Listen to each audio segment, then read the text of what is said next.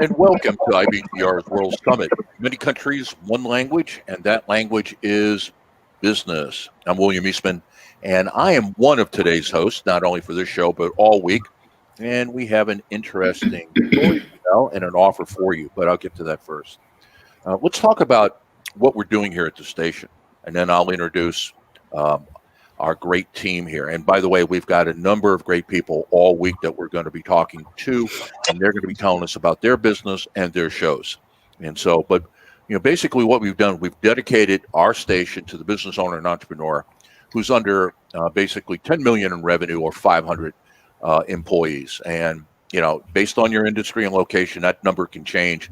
But fundamentally, is if you are a smaller business, and I don't want to use small business because I think that's used against us like somehow we're small, when in reality we represent most of the economies around the world, and I'm going to get into that here in a second. But for those of us in that area, we are the most vital part of the economy. And what we're doing here at the radio station is that we are taking our expertise, our years of business experience, and offering that to you so that I don't care whether you're starting a business, you're trying to grow it, or you're looking for an exit strategy and you want to come out whole. You don't want to just kind of get killed in the sale, but you want to come out whole because the business is really worth something.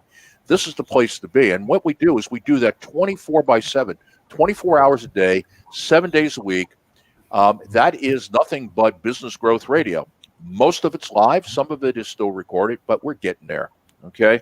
But before I introduce the team, and this is a team of incredible talent, let me kind of anchor the previous statement here. Let's talk a little bit about what we're doing as a station and who you are. So we are a radio station. We are not a internet company.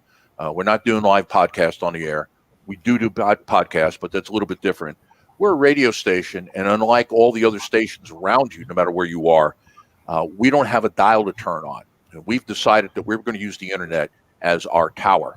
And the reason for that is pretty simple. One is you have some sort of government agency who is controlling your range, your amplitude, your power.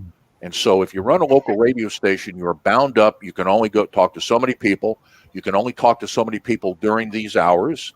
You can only say the following things. And that was just too limited of a reach. The only way to get around that and stay into that type of radio is to become a major syndicator where you're around the world. Well, we're a startup company, just like most of you who are listening or watching this. And so we decided that we would use the internet because we can go global. We can talk to everybody around the world. It's just a matter of getting to them during their work day. As a matter of fact, as of this morning, we are in 131 countries. In other words, 131 countries around the world are listening to IBGR programming to start, to grow, or to exit their business. All right. So we are a radio station first and foremost. So the only difference between us and everybody else that you turn on the dial on your in your car or on your phone, or well, not on your phone, but on your radio, is that we're using the internet to broadcast. Number one. Number two is that our shows are kind of a unique combination of two things. One is a database of proven tools and approaches. None of us here are rookies or novices to business and specifically growing businesses. Most of us are serial entrepreneurs. And so what you have is a combination of people who have done it. There's nobody on who's got a show who's talking about something from a theoretical basis. This is not an MBA program. This is not a BS in entrepreneurship. We're talking to people who are business owners, serial entrepreneurs, who have built companies and have lost companies. So we've been on both sides of that equation. And so what you're getting from us is practical experience every moment of the day. We, in an hour for one of our shows, we just barely scratch the surface. All right. And then the third thing is, and this is really, I think maybe where the secret sauce really comes to, is that unlike the chambers of commerce that you find around the world, we're trying to create the same thing, but it's very, very different than what they're doing. You see, they are not designed to support your growth as a small business. They're there. They've got their own agenda. I'm not saying they're not good people. They don't have a noble mission. but predominantly their money comes from larger organizations, and they're a lobbying organization. And though you pay money to become a member, that is a small piece of what drives a chamber. Here, we've got a totally different view of this. We want to create a global chamber. Now, I'm not going to use the word chamber because I'd probably get sued, and I probably should be. We're creating a community of commerce where we're bringing all the business owners together and helping them individually. But guess what's going to happen if we come together? We're going to help each other out. There's no reason why you cannot lean on a global network of business owners and entrepreneurs to get help to grow your company, to achieve whatever it is that you seek to achieve. Because if I get to the essence of what we're doing with the radio station, it's pretty simple. We are trying to help business owners, entrepreneurs create generational wealth for themselves, their families, and their descendants. And when they do that, they're going to create better local jobs. That's it. That's all that we're trying to accomplish. And we're using radio as a medium and using the internet as a tower. And so we have this thing called Community of Commerce. We'll talk a lot about it. But that's our chamber for you to come inside and begin to establish a relationship with some of our talent. Okay. Now, as for me, my name is William Eastman, and I have the dual role of the station director here. So I'm kind of running stuff if that's possible. And I have responsibilities for operations and for program management. Now, let me say a few more things, and then I'm going to open this up to the panel because this certainly is not about me. And that is, I really believe that we entrepreneurs, business owners represent the most significant and critical population on the planet. And there's a lot of people that's going to push back on that, and that's wonderful because I can bring the facts, they can't. Let's go this route. Only 5% of the world's population would be considered entrepreneurial. In other words, as you go to country, what you will not find is a large mass of entrepreneurs. In the United States, which probably has the highest percentage per population, it's about 7.5%. Other countries where capitalism or entrepreneurship is not something that's sponsored or is very difficult, the number is around 3.5%. So let's just go with the middle. 5% of the world are entrepreneurs, and yet 57% of planet Earth is employed by companies with 500 or fewer employees. So basically the 5%, we, us, all my brothers and sisters out there, we employ 57% of the planet. Let me put some real numbers to that. 7.5 billion people live on Earth. Of that, 3.3 billion are currently working. So that means 1.9 billion are working because we hired them so they can go home, put a roof over their family's head, put food on the table, send their kids to school, and have some hope or promise of a better life. And that's what we do. And just to kind of close on this is imagine what would happen to the governments around the world who are running very generous social programs if they lost 57% of their revenue. And what type of societal destruction would that create? I mean, the world would be in chaos. So let's stop thinking like we're small business people. We are critical. And the reason that we get treated the way we get treated is that we're not really an organized, uniform body. Yeah, they can pick us off one-on-one. I'm not suggesting that we're starting a union here. I'm simply saying is that if you need help, more than likely it's going to come from somebody who gets what your problems are, and that is us. Okay.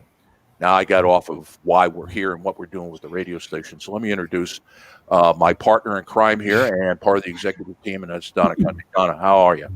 I'm doing great, Bill, and I thank you for that background. I'd like to just add a little bit to that if I can, because Bill is the engineer, he's the scientist, and he is the business piece to this whole thing. I'm the people piece to our to our company. Nice mug, Bill. I love that.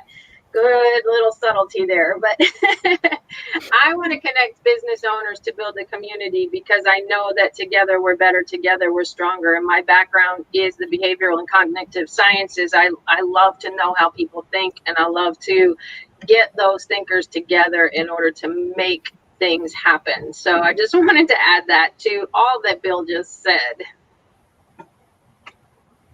And so I'd also like to introduce just two of our incredible on-air talent individuals who are both working as in a role in finance and something that's very similar to a fractional CFO. So let me start off with Ellen McElhany.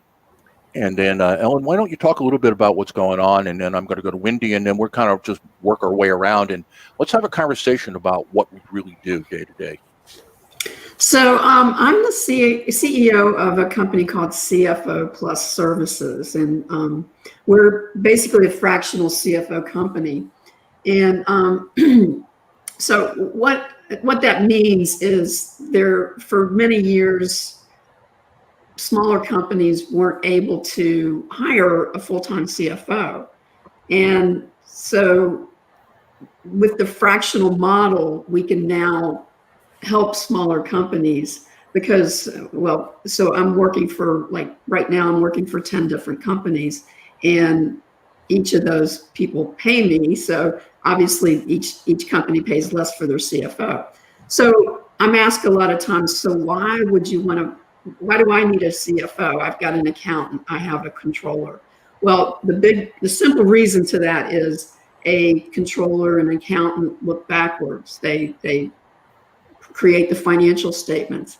The CFO looks forward and helps create the strategy of a business and helps, with cash forecasting, budgeting, and those kind of things. And so it helps increase the value of the company by doing the things that you need to do for the future. Well, and we'll come back to that, but I can tell you right now is that in an organization that's under fast growth and you're getting closer to your goal. Let's say your goal is to create a 10 million company, $10 million company, 10 million pounds, 10 million euros, whatever your denomination. You can't get there without a CFO. It's not possible. And I've been there, so that's why I'm saying that. Okay, well, Wendy Dickinson, thank you so much for joining us. And tell us a little bit about your business and yourself. Well, it's my pleasure to be here today with all of you. And I'm Wendy Dickinson. I'm a business coach. My company is Ascend Coaching Solutions. And I work with business owners at the intersection of life and business. There are many opportunities for a business coach to be value added to an business owner's experience. And that's what my coaching is all about. I can work with a company from its inception to the point where they're at stage 5, ready for a merger or an acquisition, or that stage of reinvention.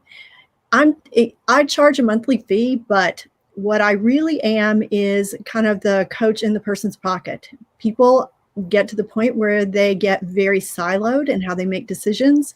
And so when I have the opportunity to work with someone, it's all about the relationships that they build within the organization. It's about the growth and development.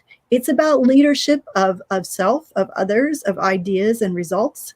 Those are all things that a business coach can add. And I don't know if you guys know this, but I was trained as a therapist. So I actually spent a number of years working with people on relationships. So in family businesses, for example, relationships are huge. And a partnership, let's not forget about a partnership, how expensive it would be to divorce one's partner. So Bill, my business covers all those types of issues. Okay, let me give everybody kind of some of the code words we use. We're operating from a business model that says that there's 6 stages of growth, and it's well researched as well as it's well experienced. And what Wendy and Ellen both have is they're in our what we call growth stage 5 track. And what they're looking at is this is the point where if you're the owner of a business and you're looking to sell, this is the time to sell because you've maximized the value of the business without getting all the details. And so what this presents is both a financial challenge for the business owner because they need to have been working on this. This is not a decision you're going to get up in the morning and go, nope, I think I'm going to sell it today. That's not, I mean, you can do that, but it's not going to work real well. And then you got the psychological issue of, this is me. I mean, my DNA is in this business, just like the radio station. My DNA is in this. And that's a really hard thing to do. So, Ellen, why don't you take the first part of that and talk about how you can get a company there financially so that we're not putting lipstick on the pig. We're talking about an incredible company that is a wonderful buying opportunity for somebody who's a smart business person. So yeah, normally when a company gets to what we call stage 5, they've gone through a period of tremendous revenue growth, and normally they outgrow their infrastructure. So the first thing you really have to do is you have to start looking at the processes, the contracts, all of the things that sort of make the business a business instead of, I've worked in a stage 4 company before, and it's like hair on fire all the time. And so you really do have to kind of slow down and figure out how to maximize your value by increasing your revenue without decreasing your costs, and just start to create really good processes. Keep looking at those processes over and over, and just continue to be as efficient as possible. And that's the key word, is efficiency. You have to become efficient in every aspect of the business, and especially the financial end. And then you have to start looking at your financial statements, putting them together so they attract potential buyers or people, bankers who want to loan you money to make a pivot in your business if you have to. That's right, because if you're going to reinvent the business or pivot instead of selling it, you're going to need to finance that. And the more you can do that out of your own pocket, which is the other thing that a CFO is going to do for you, it's either going to get the company really ready to be sold, or you're going to find all the money laying around. So when we got to reinvent this bad boy, we've got dollars. Now, after the first reinvention, this is my experience, and you go through it a couple more times, you're going to need outside capital. But, let's say we're a $10 million company and we want to go to $100 million. We might have to get that financed. We might have to get some outside capital. But if we're 1 or 2 million and we want to go to 5, we don't have to go out. If we're smart, we're good, and we got a CFO, we don't have to do that, because that money is going to be there. Okay, now, Wendy, on the other side is that this is my DNA. This is my child. I'm not sure if it's me or it's my child, but it's me. And so let's talk about that from that perspective. How difficult is that for the business owner, and what do they have to do? It's a huge developmental task. It is, and I say that as far as a leadership model. What the challenge, of course, as you've mentioned, is that so much of a person's beliefs, their everyday habits, their values, their allies in life, their emotionally meaningful experiences. I mean, once somebody has gotten their business to that place where it's actually of value, and it can either be sold or it's going to be reinvented in some way. If the person chooses to sell it, they've got to then retool those beliefs. They've got to retool those everyday patterns. They've got to find new allies. They may have the same values, but those values are going to be manifest in a different way. And as far as emotionally meaningful experiences, it's like closing the chapter on a book and then starting the next one. And so all of that demands a lot of energy. But it also, Bill, I want to say, can lead to the owner inadvertently sabotaging their efforts to sell the business. And so I have 2 acronyms that I use. Last turnaround I did, that's exactly what happened at the end. Right. Well, okay. So I used a couple of acronyms, and I've shared one of them with Ellen before. So a lot of owners suffer from what I call GIVE, and that's grandiose inflated valuation expectations. You gotta have the data, right? And it can't be something that you said to yourself, well, hey, I won 50 million and I won't take a penny less. If your business is only valued at 35. And I have actually seen owners who have engaged business brokers and investment bankers and gone through an entire process and then decide it's not enough, and they pull the deal. And unfortunately, there's no guarantee they're ever going to get that 50 million. And there's also no guarantee they would even get the 35 going forward. Mm-hmm. And the other one I say is the bimbo owner, the business is my baby owner, the one who's like, oh, I'm going to build this whole thing around me. Yay, I get to be this. Well, you know what? That also underscores the value of your business, because as Ellen said, you're looking for efficiencies, you're looking for systems and processes. processes, but you want those things to be something that aren't dependent on you. You want those things to be something that somebody else could envision themselves running that business. So in a way, you've got to get to that point in stage 5 where not only are you reshaping your identity, but you're also asking that company to reshape without you in the driver's seat. Mm-hmm. And almost it had to have happened by the time you get here, because you can't do that separation then. Yes. I mean, it seriously is a process. I mean, Ellen mentioned that, it's a serious process. It's not something that happens all at once. You see, this is the type of expertise that you get an hour a day a week on our station. And of course, if you become part of our community of commerce, I'll talk about that, you get the opportunity now to be talking to Ellen or to Wendy on a fairly consistent basis, because we've built a platform that makes that possible. But now let me go to my partner in crime here, who is managing the other half of the operation. And Donna, talk a little bit about the station, as well as what shows do you have? Because you and I we're going around all over the place in terms of what we're doing. Yeah, well, wherever there's a block, it seems, in the North American talent, you'll either hear my voice or your voice, right? So, but the home for me is with startups. I love working with startups. That's my passion work, especially those that are world changers. That's what I call them, those that want to make a difference in the world. So my show, Loving the Journey, is every Friday at 1 p.m. Eastern time. And the focus is on that journey and loving it to the end, that it's not a straight line from here to there. It's not a straight line from where our dream starts to the success that we know our company can get. There's detours, there's road speed bumps along the way, and it is also it's now how we process that and interpret that really, I think, makes the difference for getting the business owner to keep going, especially in the early stages.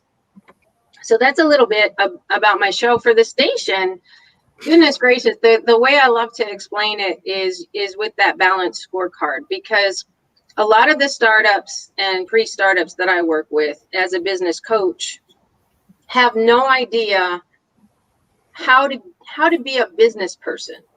They have a great idea, and they know that they can make a difference, and they know that they're filling a need, but they don't know the business side of things. And so the genius of the way that we have the station set up is based on that balanced scorecard. The first 4 days of the week, Monday through Thursday, is giving the business owner an opportunity to work in the business using best practices, so they don't have to make a lot of the same mistakes that a lot of small business or a lot of new business owners make in the early stages. And we all want finances. We all want healthy finances as a business owner. And what so many business owners don't know is that it's a 3-part process. You need to focus on building a good foundational structure and operations. Even if you're a solopreneur, like a lot of times when we talk operations, I'll get pushback from some of my clients saying, well, I'm a coach, or I'm a massage therapist. What operations do I have? You have plenty of operations. You know, how are you setting up your email? How are you setting up all the ways that you're going to be in contact with your clients and potential clients? So there's operations piece to it. Then they need to focus on customers. How do I get customers? How do I keep customers? What's the smart way to do that? And then finally, the third piece to that is people. Without people, you don't have a business. And so on Monday, we focused the theme on finances, and your healthy finances equal that attention in operations, customers, and people. Then finally, we speak to that piece that Wendy was just talking about, where you get so busy working in the business as a business owner that you forget the bigger picture of things. And Friday is all about putting on your CEO hat. Even if you're a startup, even if you're just starting out, you need to be thinking like the CEO of a multi-million-dollar company, or you'll never get there. That is the mindset. So the Friday piece is all about owner as executive. Not teaching, that's a bad word. I'm a trainer. I have a background from the military as a teacher. I'm going to say teaching. That's not what we do. Equipping the business owner with the strategies that they need on Friday to see the big picture, to see the vision, to take that leadership role. And anybody that listens to my show knows that I spent 20 years in the Army. And when I first got my leadership stripes and people were looking at me to lead them, I kept looking behind me because I didn't know who they were looking at. It was me. I was the leader, and they needed that direction and that guidance. And if you have never been a leader, you've never been a business owner, how do you learn how to do that? How do you learn how to manage people? How do you learn how to manage systems? And how do you learn how to be that CEO of your company? And so that is Friday. Again, Monday is Monday through Thursday, balanced scorecard in the business, finance, operations, customer, and people. And then Friday, put on that CEO hat and lead your company. Okay. So, yeah, and I think that if you look at it, there's probably 4 concepts. The word I'll use is concepts. 4 concepts that are driving how we've assembled everything. We have a library of best practices, which is about 40 years worth of experience. I've been working at it for almost 18 years now. I've been working at building this, testing it, working it, building it with customers, with clients. I was doing business turnarounds for a while, decided that it was too much. It was too much. It's so much that I'm getting older, which is true. It was just a matter of you can't live a life if you do that. And it reminded me when I was working large corporate consulting, and that's why I got out of that, because I have 200 days a year on the road for 15 years. And so what's your life? Your life is clients and the people you work with. I gave that up, and I'm going back to that.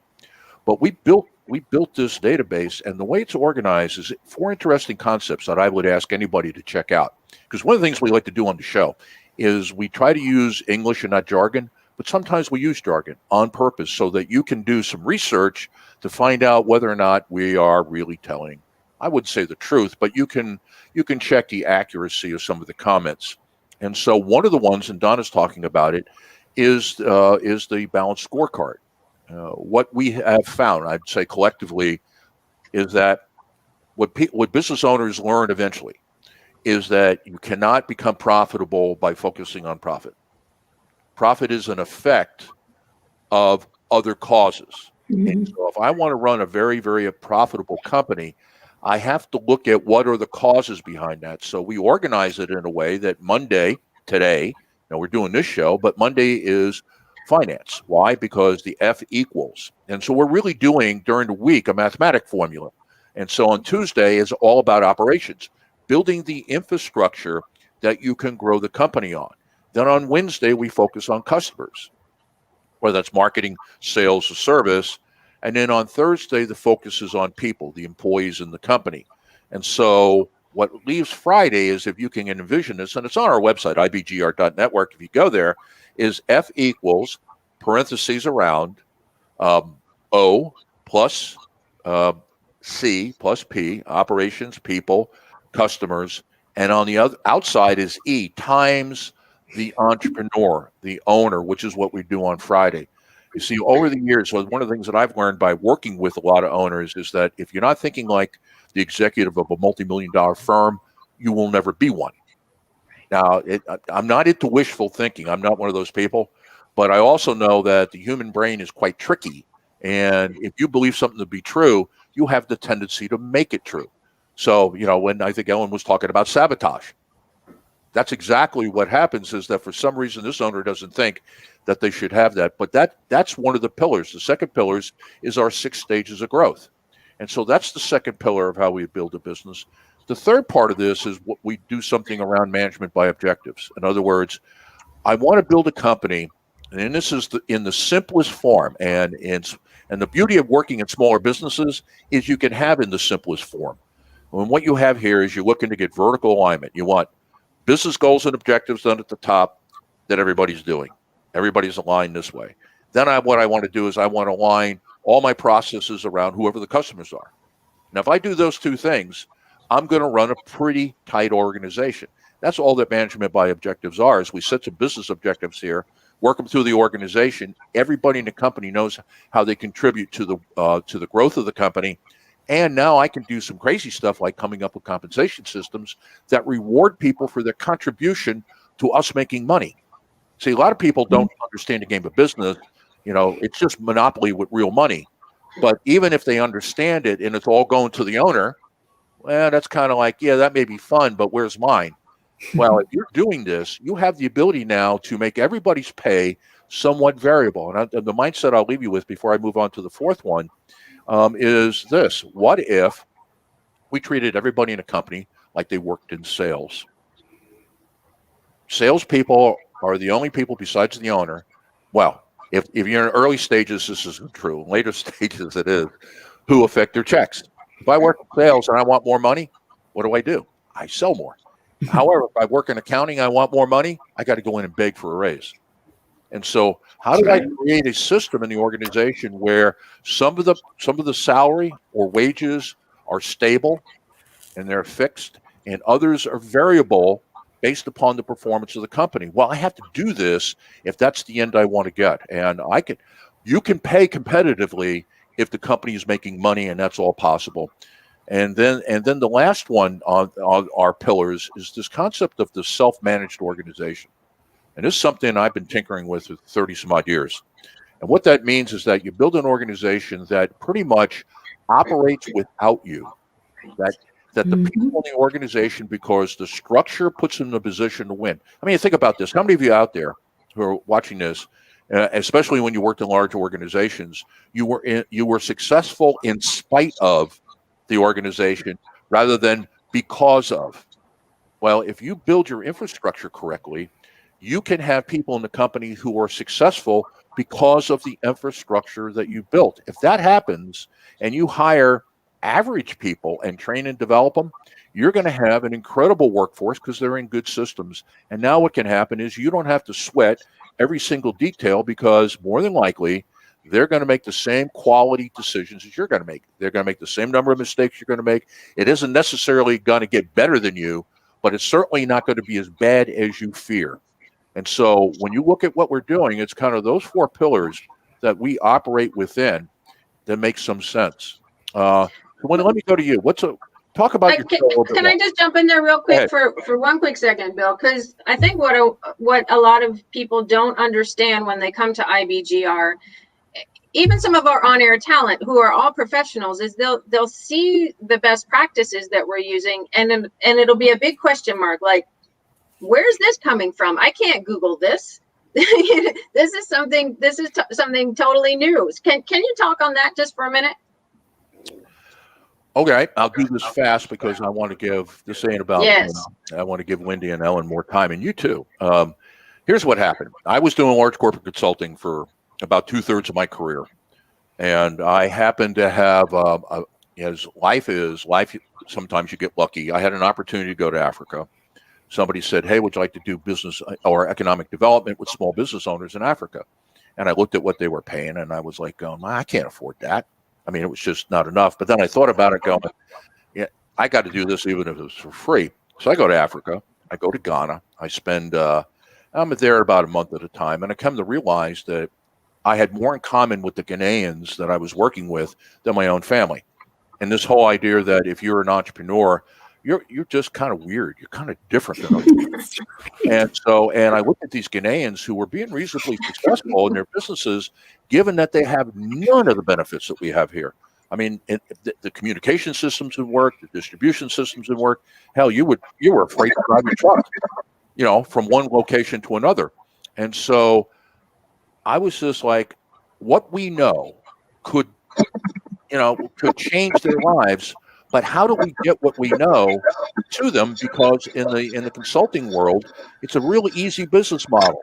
You sell brains and you manage calendars. That's really what you do. So you send in bright people, you charge a ton of money, and then you make sure that you manage the calendar to where they're busy about 75% of the month.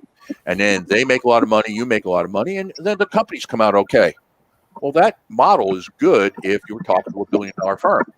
If I'm talking to a startup and maybe the owner's got $300 to their name, probably a non-starter. And so it's taken me a while to figure this out. Now, the catalyst was we started an internet-based training company, and we had raised about $17 million for that from various investors, and it blew up. And I had just closed a deal in Las Vegas with the University of Nevada, Las Vegas, we were going to take over their training programs, that the continuing ed programs. And we were going to run all those, and then suddenly we're out of business. And so I left that meeting, called in to go, hey, we got this one, to find out that we were broke. Okay, now I won't get into the details. Our CFO was crooked. Our owner was crooked. I didn't know that. I had a piece of the company. Another story for somebody. But what happened is I went, okay, maybe this is a sign. Maybe this is the time I stop. And I went back in and I talked to the people there, and I said, I'll tell you what, I'll run your program for a year, but here's what I want. And I got an office and I got access to LexisNexis, which is, nowadays you can get access to a lot of research, but then you couldn't. And so I spent a good part of a year looking at how all the research papers and everything that's been ever written that I could find on how small companies, startups got big without large infusions of cash. And that is where we built that model. And then after about a year and a half of doing that with those guys, I went out and I started another company. This one, it's in its like fourth permutation, but we took that database and we've been working from it since. Well, thank you for that, Bill. I just think people need to hear that, because that's part of what makes IBGR different. The fact that we are bringing in not only the best of the best around the world to be our on-air talent, and you're seeing some of them here now today in this session and in our following session, and then all throughout the week, global entrepreneurs. But it's that combined with this these best practices that I think I know you can't find it anywhere else, and they're best practices because they work. Well, I appreciate that. It's been a long time working on it, and it's kind of my passion. So the radio is nothing more than, this is the vehicle to get that information out. I've tried just about everything else, and this is the vehicle, and I happen to like radio, so it was like, okay, I can do this for another 15, 20 years if I need to. Well, it seems to be resonating with the 131 countries of listeners that we have so far. And we thank all of our listeners for that. So let me, I don't want to make this about me. So Ellen, let's, I was going to go to Wendy first this time. Wendy, let's talk about your show now. We got a new season coming up. We're all excited. We're doing this hard launch. We got season 3. This is going to be the season. So talk about your show, and, without going into minute detail, what are you going to cover over the next 13 weeks starting now? Well, first of all, my show is called Catalytic Conversations, and it is on Fridays at 4 p.m. Eastern Standard Time. And Catalytic Conversations, Bill, meets business owners on the road to growth. So optimizing profits. We're going to talk about creating leaner, more agile organizations on a larger scale. And so my show invites the leaders of these organizations to dive into particular topics to build their ultimate owner experience, with elements that expand their awareness, develops the growth mindset, and also develops readiness and resilience. So we're going to look at everything from stock option plans to increasing profits through fixed costs, variable costs, or earnings. We're going to look at building a formal performance management plan process. We're going to look at the wonderful and amazing valuation process, as well as take a look at that decision to make, how to decide whether to sell or to look at reinvention. So we have a broad range of topics that is all about creating an owner experience where the person who is the business owner is able to maximize their returns but minimize their regrets as they go through the process. And so, you are on every Friday at 4 to 5 o'clock Eastern Standard, and then when we go to Eastern Daylight Time, it'll stay there. And so that's your block. Now, what that also means around the world is that you can also get Wendy around the world. So you just got to convert your time over. And the reason that we're all chuckling, Donna and I, is we have a lost weekend over the fact that Australia won a month ahead on the clock. And if you're in the Southern Hemisphere, you turn the clock in the wrong direction. So we went from having a schedule that was made it like this to 1 hour off. And when we're going the opposite direction in November, we got a schedule that's 2 hours off, which is not something we're going to discuss here. But so we spent the weekend looking at what's the solve to this. So, hey, Bill, I'd also like to add to all of you listening and watching out there, we would love to have your comments. If you have a question that you would like to have answered, send it in to us on our website at ibgr.network. There's an orange question mark in the bottom right-hand corner. You can click on that, send us a question. You can join the community of commerce. The topics that I just listed are all going to be topics that I cover from my own point of view and the point of view of my clients. But if you have a question about your business specifically, I'd love to hear it. So this network, this community that we're creating on ibgr.network, we'd love to respond to your questions, to know your comments, to get your feedback. So please reach out to us.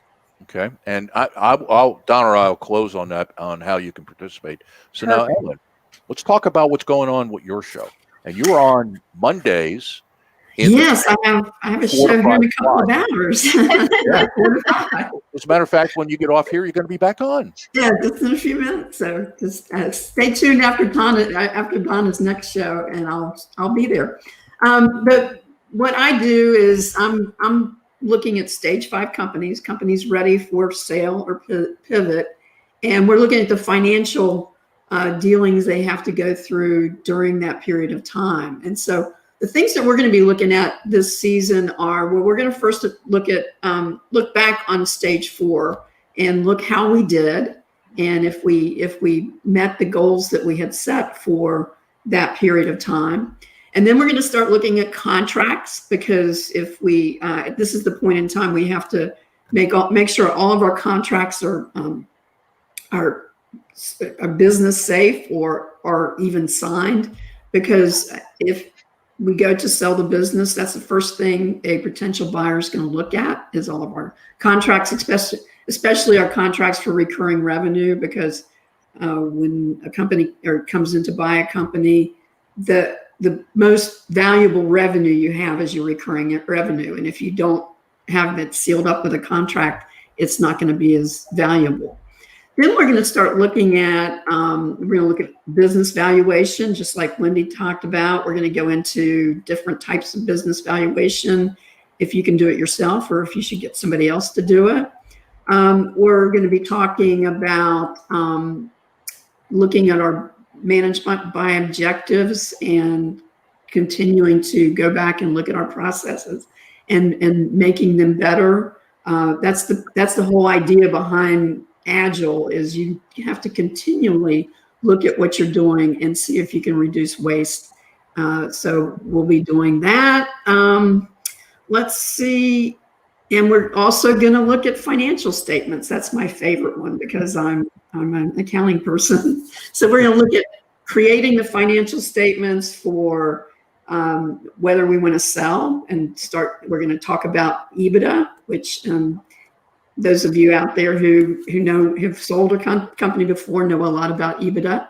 And stay tuned, and I'll give you the everything behind EBITDA. And we're also going to talk about creating financial statements for if we have to do the pivot, where we're going to get the funding for the pivot, if we have to go out and get loans from bankers, that the financial statements are in good shape for that. So it's going to be a fun season. I'm really excited about it, and I think there's going to be a lot of really good information this season.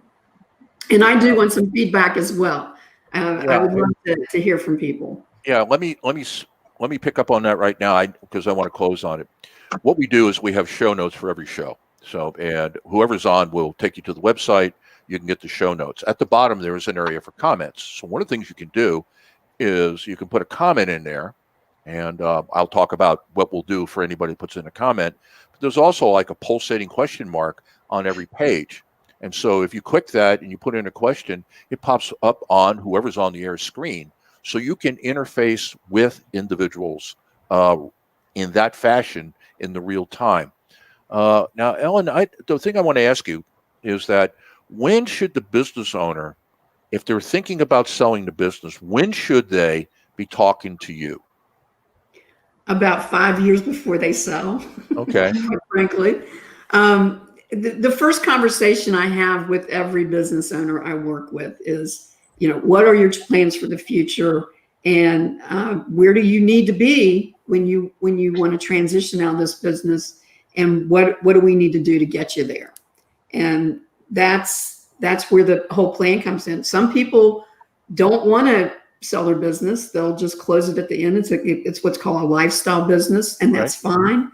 But you really do need to make that decision early in your business, because if you decide to do a lifestyle business and then suddenly want to sell, you're not going to get what you could have gotten for the company if you were reinvesting and building value. It's a completely different thing. But you do have to make that decision early, and I'd like to get people as early in the process as possible. Okay. Because I know on the shows, one of the things we talk about, without getting into too much of the jargon, is that around stage 3, let me just explain to people that are not following us. Stage 1 is where you decide to start a company, but you haven't started selling. So you've got all the pre-work you got to do, all the things you got to get put together.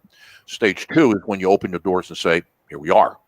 And hopefully enough people come in and spend money with you that you prove that this was a pretty bright idea that you had and that it actually works.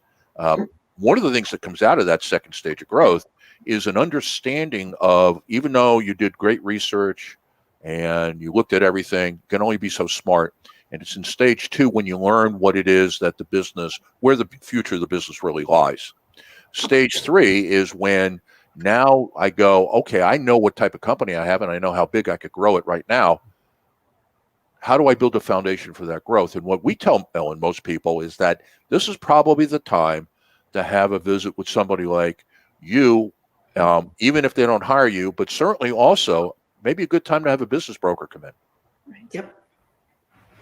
And I want to just add in there that for our listeners that are listening today, if you're new to IBGR, you're hearing a lot about this advanced stage of business growth. And that's because that is the specialty of Wendy and Ellen. And if you continue to listen to the on-air talent that we're bringing in at 3 p.m. today, Eastern time, tomorrow, or actually tonight on Eastern time for our Australian team, our Prime Meridian team, our South Asian team, you're going to hear the specialties at different areas. And I had mentioned my show is for startups.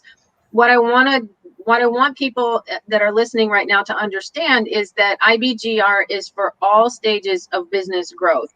Even if you're thinking, I want to start a business, I'm not sure how to go about doing that, we have programming for you, and we have mentors. I think there's a good word for it, mentors for you that are our on-air talent. We are invested in the global community of entrepreneurship because we believe that when we build entrepreneurs, it's going to make a global impact, not only in the local communities and local families, but in the global economies. And the pandemic, if any of you have seen what's going on out there right now, we need help in this world. And we do.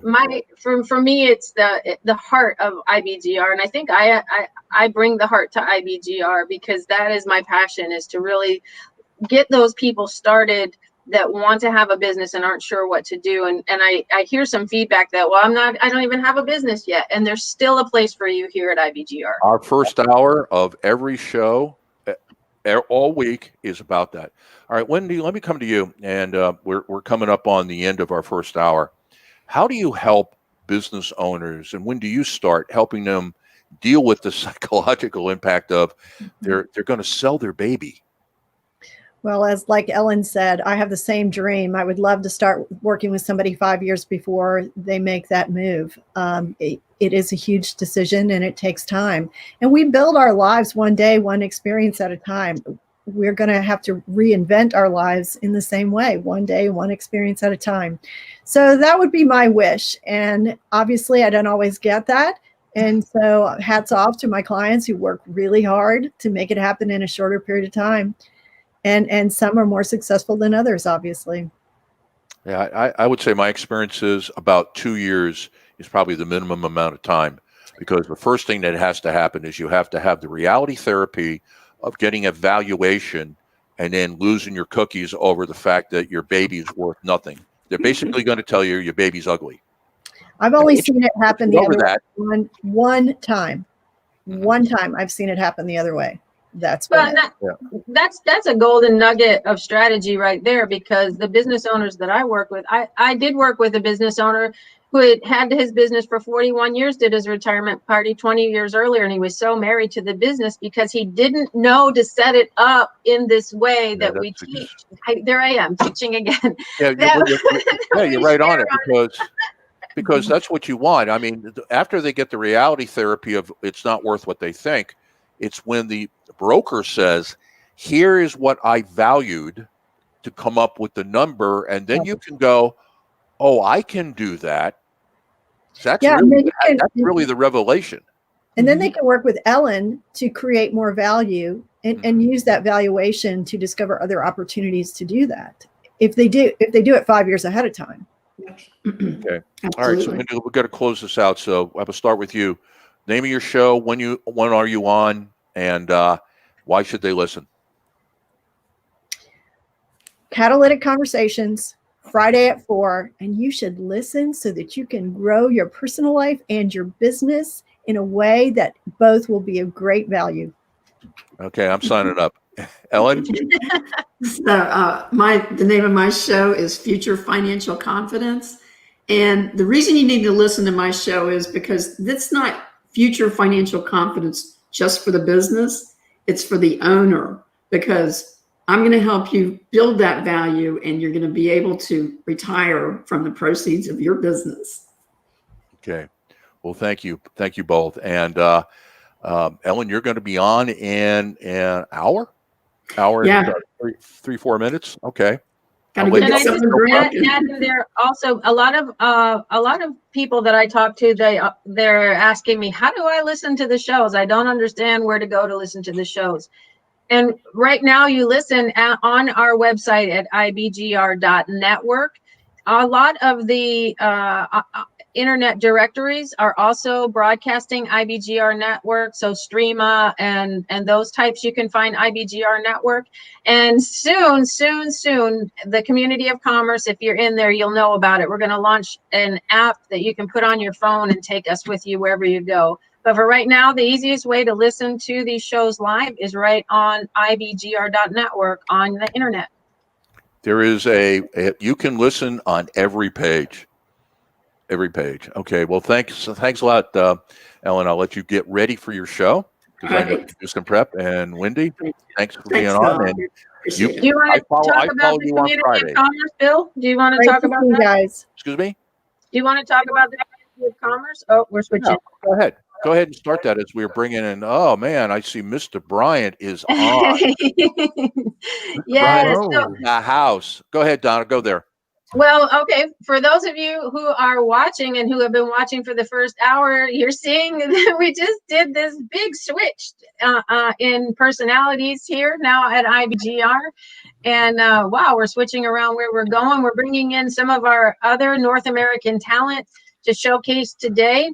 And then on Friday, on our wrap up, you're going to meet more of our North American talent. Again, the talent from all over the world who are entrepreneurs, business owners, and have been doing it, have been doing it, and are continued to doing it, even though there is kind of some crazy stuff going on out in the world. We recognize it, we see it, but it is okay, because there's still businesses that are growing, and that is encouraging, and that gives hope. So we're bringing in now, as you can see, our other on-air talent. So we have James Bryant, and we have Aaron Lee, and we have Angela Hooper-Meningfield, and we have Scott Geller coming in for round 2 of the business talks here on the IBGR Summit. I'm Donna Cundy. I'm going to be kind of hosting, co-chairing this piece here with my business partner, William Eastman. And we're going to continue the business conversations. What I'd like to do in this segment, as we are talking about, I haven't really been doing it, monitoring the Facebook page for your questions and comments. So if you're starting to get some ideas or some questions, and I see all the shout outs that we're getting, just drop some comments in the Facebook page there, or LinkedIn, I suppose, or Instagram. And if we don't get to your questions and comments during the show, I will be sure to go back there. I'm the one that does most of the social media here at IBGR. So welcome Yeah, I'm totally to on social. yeah, Bill's the builder. I'm the social one. Not that you can tell, right? But we're going into part 2 now. Yes, that was very subtle, Bill. I like it. Part 2 of our show today. Again, bringing in more talent and just talking about what we do here at the station. And more importantly, it's not about us, but how listening and how engaging with our on-air talent will help you grow your business. That's our purpose. That's our passion. And that's why we're doing this. It's not for us, it's for you. So why don't we go around first and give everybody a chance to say hello and tell us where you are coming in from. Where do you do your show live? Let's start with James. My name is James Bryant. I'm coming in from Richmond, Virginia, and I do my show is Business Excellence, and it's on Thursdays at 4 p.m. Fantastic. Thank you, James. How about you, Scott? Hello, my name is Scott Keller, and I'm broadcasting from Ashland, Virginia, which is just outside of Richmond, actually. And my show is Mondays from 3 to 4 Eastern, and called the CFO Perspective, covering stage 4 companies. Fantastic. My business colleague, Miss Angela. Hello, everyone. I am Angela Hooper Minifield of Minifield and Associates. I broadcast live every Thursday at 3 o'clock p.m. Eastern Standard Time. Hashtag time is not my friend. Newark, New Jersey. And the title of my show is The People Side of Business. All right. And Mr. Lee. Good afternoon. I am Aaron Lee. I am broadcasting every week on Thursdays at 1 p.m. from, like Mr. Bryant, from Richmond, Virginia. My show is The New Generation Leader. We're talking leadership from the people side of the business and how we can strengthen that people side to make the mission of your business more impactful. I like that.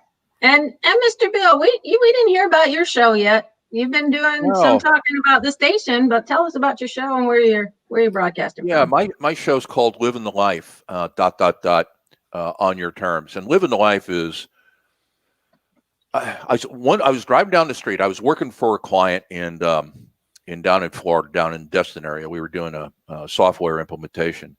And I saw it for the first time, this thing, Salt Life, and everybody that's down there, they got the fishing poles in the back window, and they've got a marlin and all that.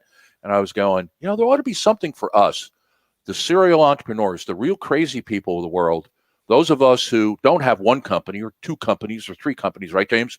We have 5 or 6, and we go through a bunch of them. And so I went, living life. So to me, my show is about, as an entrepreneur, as a serial entrepreneur, what is the life like? Because it has lots of upsides and it has lots of downsides. And what I wrestle with, and I still wrestle with it, is there's a certain stage of growth of the business. When you get to stage 3, it's called the founder trap. And what that means is that you can see the potential of the company and you could build it into something big. And all the reasons why you don't do it is you, because you got to surrender control. You got to bring in people. And I know plenty of companies that could be twice the size that they are, and the owner can't get out of their own way. And trust me, I've been in that mode. So my show is, what is it? I'm the 3rd show, so that would make me 2 to 3 on Friday afternoons. And it's called, I focus on founders who are struggling with the founder trap. And that's what I cover. Now, you may find me all over the place because my job is to do any show that needs to be done and to do fewer of them. Aaron, welcome. Okay. So I have fewer shows to do. I would like to do 1 or 2 a week, and that's it, because we've got a station to run, and we have not been neglecting it, but let's just say that we've been doing too much working in the business and not enough working on it. And we have to start working more on the station to turn it into what potentially it could be. Yeah, thanks for that, Bill. And you brought up something that we haven't talked about yet in the first hour or the second that I want to let our listeners know is Bill and I are building a business right before your eyes. That is part of what we're doing, and we're doing it during one of the most the least attractive economies to date. I think since I've been alive, the craziness and the instability. When we started. Well, yeah, when we started pushing the button, it sure was. And here's the thing about entrepreneurship, and let me know if any of you listeners resonate. The world told me that I needed to stay home and shut down, and I said, you can't tell me that. So Bill and I got together and built a business. And this is what you're seeing now. If you're one of those, you can't tell me that kind of entrepreneurs, you will definitely find a home here at IBGR for sure. Right, guys? There is a lot of attitude here, I suspect. But all the right kind of attitude, because it's about, it's not just about following a dream. It's about, Bill, what are your statistics? Let's use that word. Try stats. That works. What do you want? I want the ones about entrepreneurs. How many of us are there out there, and what impact do we have globally? Let me just do a quick one on this. We make up 5% of the world's population. Some countries, like the United States, about 7.5% of the people in the U.S. are entrepreneur business owners. Some other countries go down as low as like 3.5%. But if you use the number 5% across the world, good number. 7.5 billion people. That 5% represents about 375 million business owner entrepreneurs around the world. We employ, that 5% employs 57% of the planet. 7.5 billion people. Of that, 3.3 billion are working. Of that, 1.9 billion are hired by us. We're the most important community on the planet, and I'll argue with anybody because they can't bring facts. That's who we are. And imagine any country around the world if the government suddenly lost 57% of its revenue.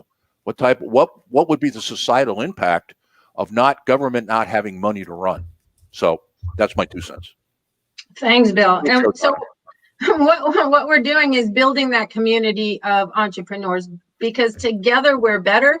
Together we have strength. Together we can brainstorm new ideas. Together we can just make that global impact, which is what IBGR is all about. What I want to do in this hour, if you listen to the first hour, there was a lot of handoffs going on. What I want in this hour is to be more conversational. So jump in on the conversation whenever you feel the need for it. But I'm curious, what started you on your entrepreneurial journey? Who wants to start with that one? I can start. Yeah. For me, it was interesting because I don't believe that I ever really aspired to be an entrepreneur. I had spent 28 and a half years in the federal sector. I actually loved my job. I loved my industry. I loved the people that I work with.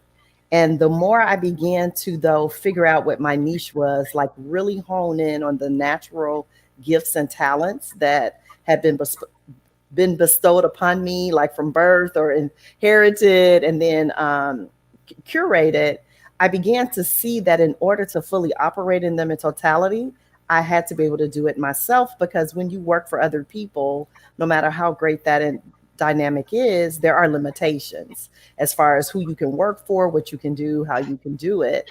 And so for me, it was more of a gradual transition to how do I operate in this gift or talent in the fullest? And it just became clear to me that the only way that I could do it was as an entrepreneur. And so then I made up a plan and, an exit strategy, executed it, and stepped away. And so now I'm in year 4 full-time as an entrepreneur. I did it for about 1.5 to 24 months, a little double dipping. But I can say unequivocally that it was one of the best decisions that I ever made, and that those 28 years actually prepared me for it. So it sounds like you had a gradual awakening to the entrepreneurial journey. Correct. Yeah. What inspired that? It was just really knowing that I had more to offer. And like I said, in the situation that I was in, no matter how good it was, the greatness that was in me needed to come out in a different way. And that meant I needed to bet on myself.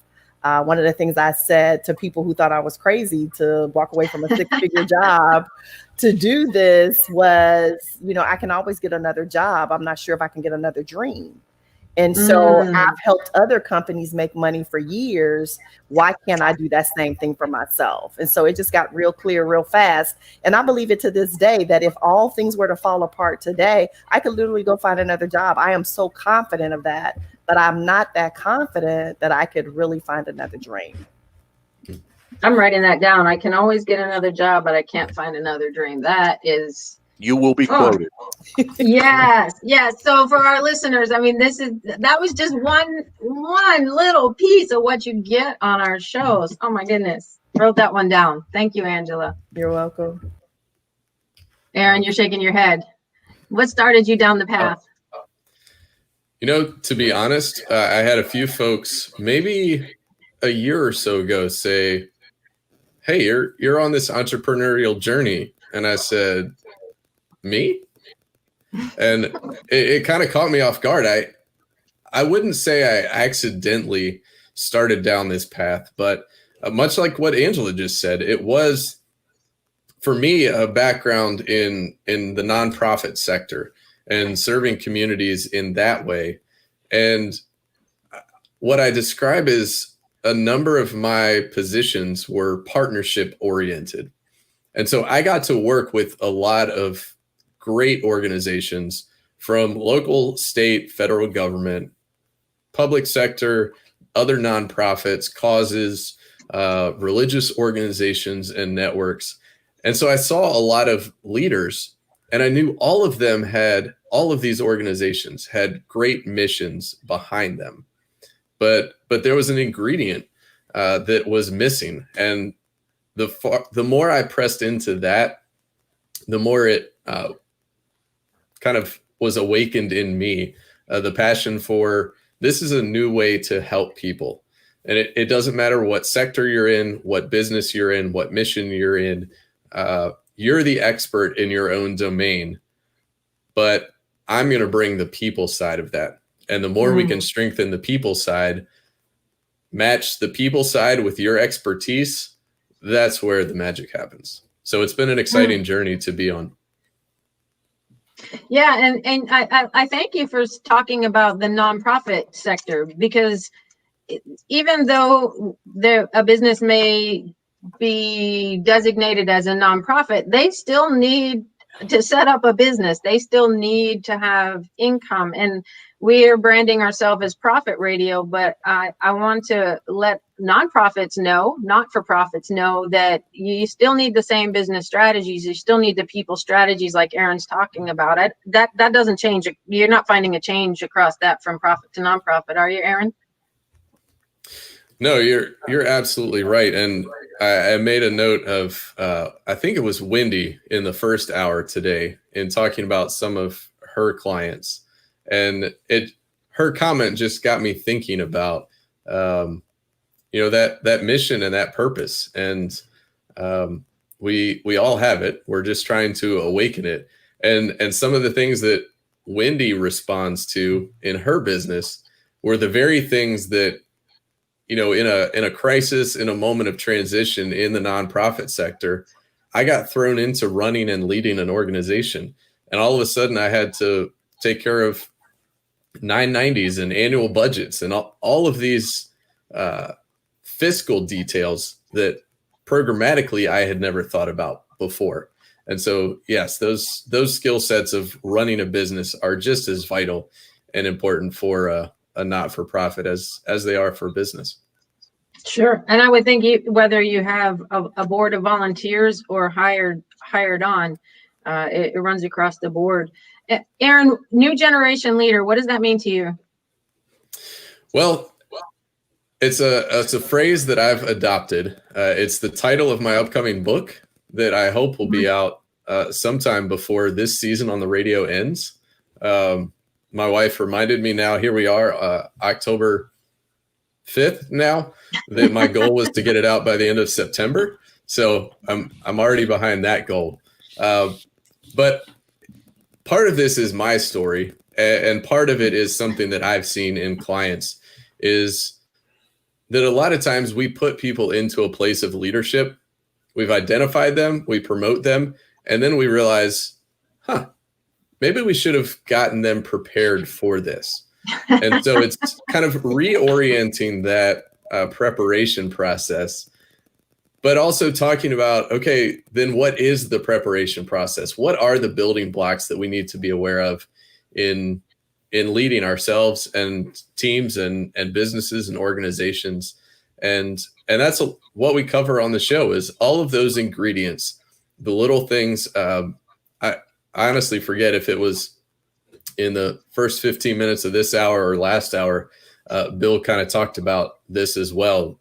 Getting some of those regular elements of the business down into a routine, that you're not overwhelmed by working day to day, but that you develop the people processes to reinforce what you're doing.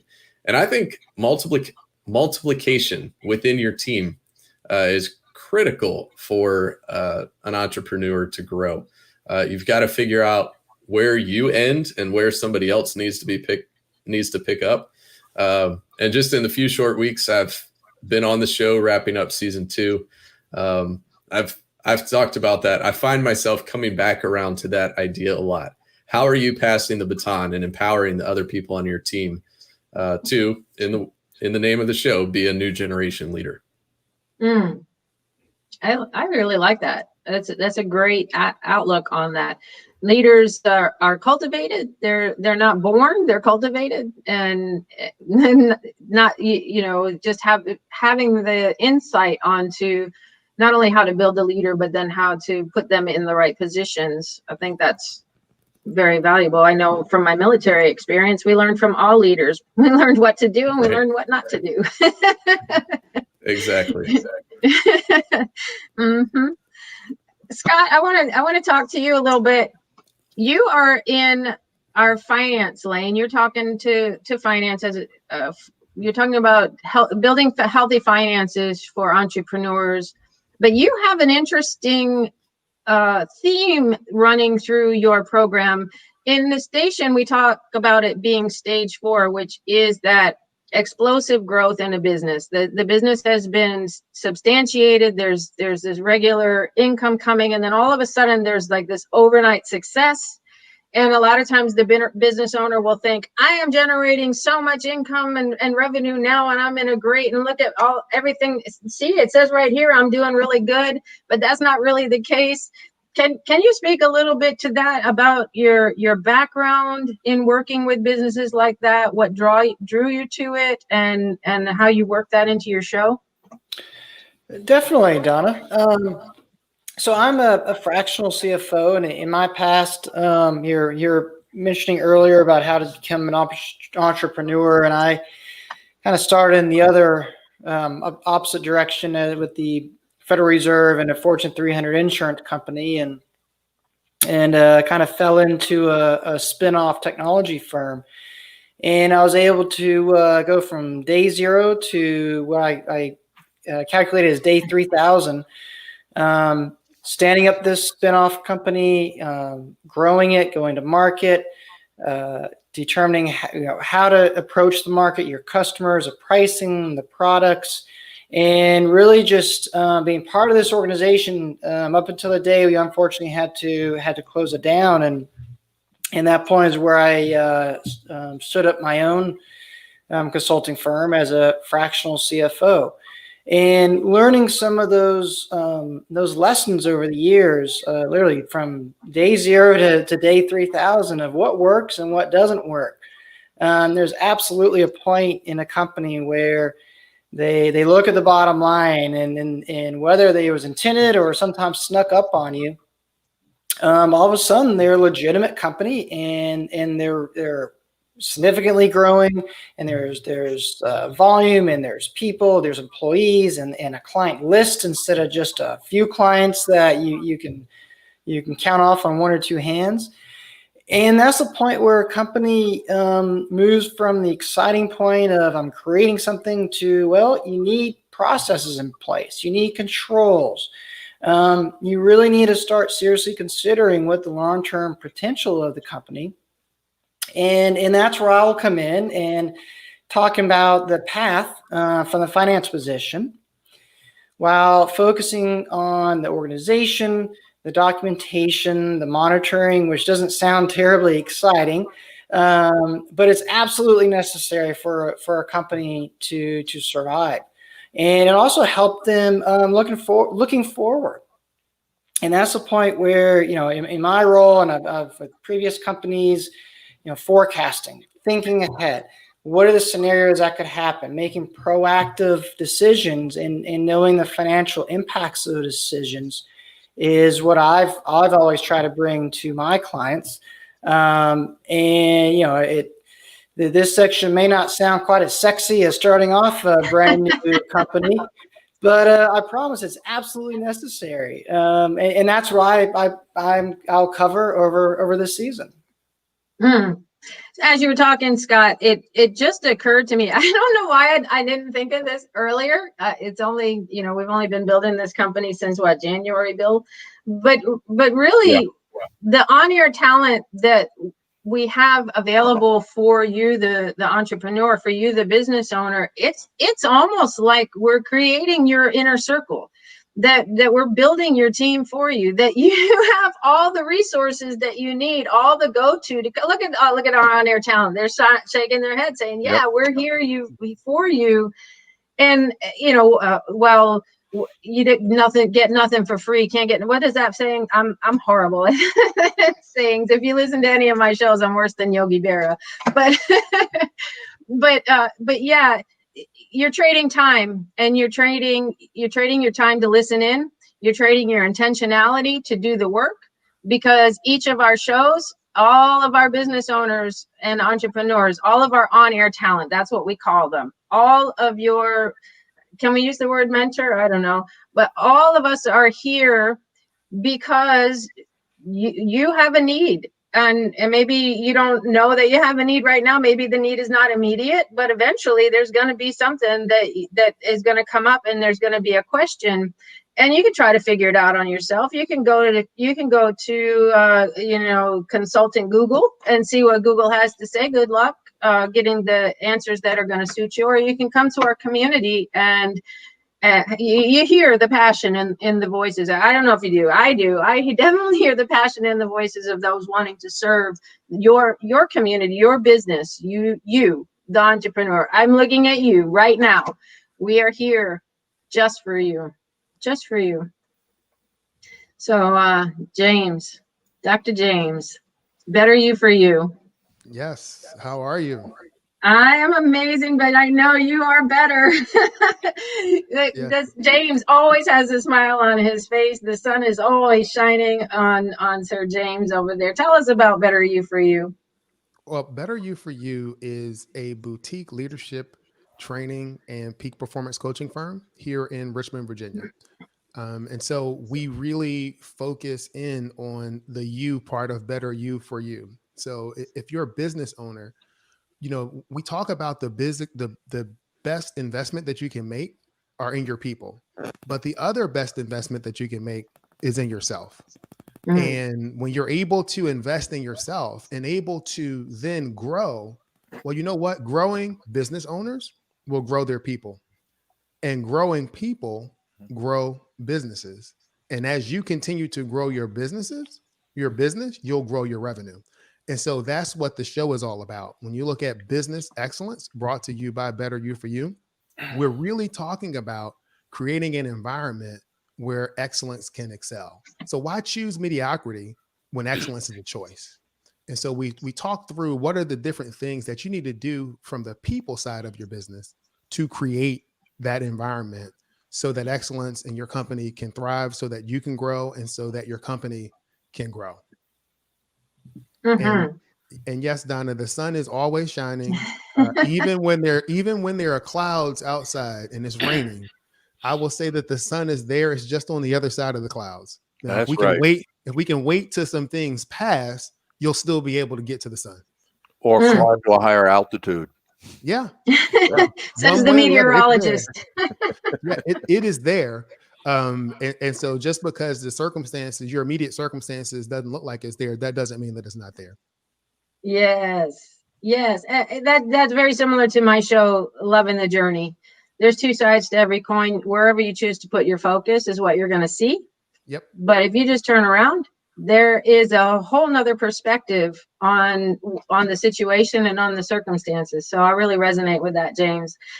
If you're just continuing to listen, and one of the things that we haven't mentioned yet on this piece to today's summit is, in our first hour, we were talking to Wendy Dickinson and Ellen McElhany, and they were in our they were talking a lot about finance and about getting a business prepared for resale or reinvention.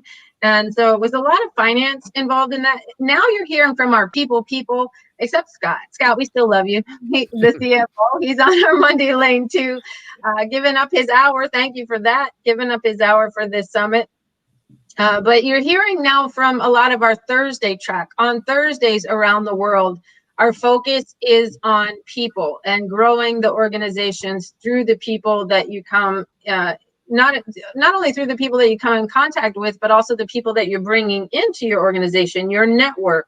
And so we have some of our on-air talent are speaking to people who have never had a business before, are not business minded, and our first hour of the day on People Track is really about business etiquette and networking, and how do I build those resources that I'm going to need, all the way up through how am I going to hire and fire and build SOPs and position descriptions and all those intricacies that go into the company. And what I had mentioned earlier in the show, who I work with are mostly the startups and the dream builders in the early stages. And there is that mindset that I don't have a business. I'm not a business owner. I feel like a phony.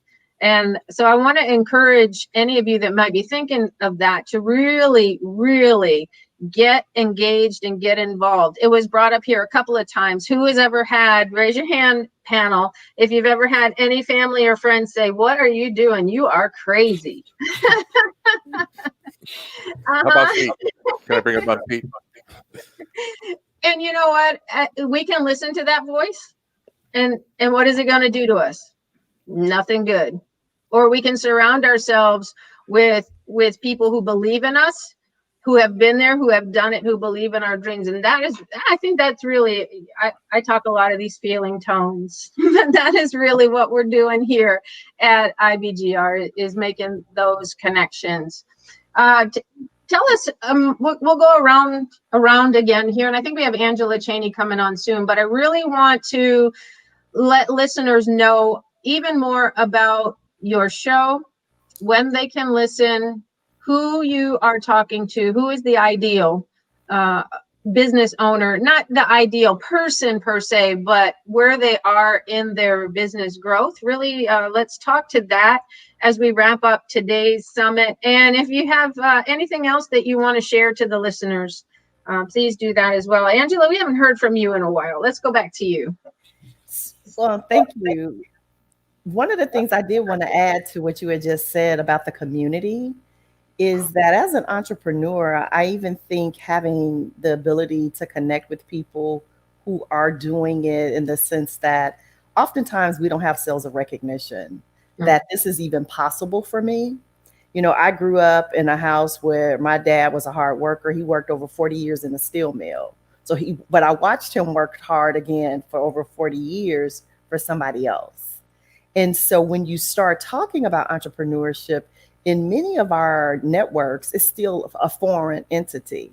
And I love what IBGR is doing so much, because it can give you that confidence, but it also prepares you, because there are potential pitfalls or things that could happen.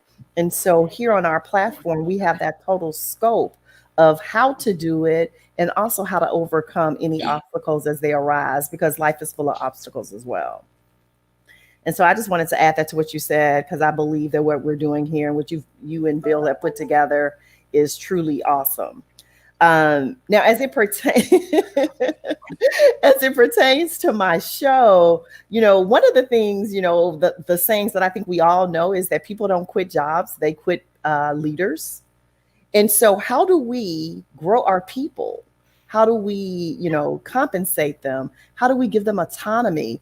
Bill spoke a little earlier about that stage in business where it's clear we're growing and we're really ready to reach that full potential.